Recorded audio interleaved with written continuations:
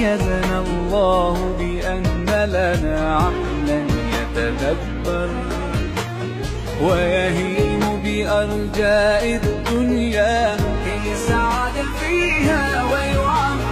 أولست ترى الإنسان بها دوما يتغير؟ ما أروع عقلا يستهدي يسأل يتأمل يتفكر.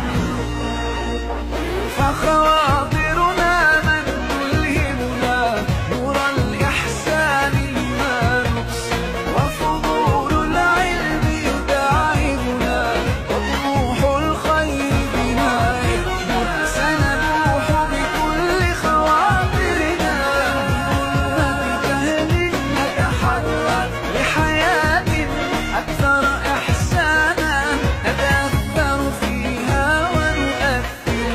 ميزنا الله بأن لنا عقلا يتدبر يتفكر. فخواطر لا تلهمنا ولإحسان ترشدنا. ميزنا الله بأن لنا عقلا يتفكر.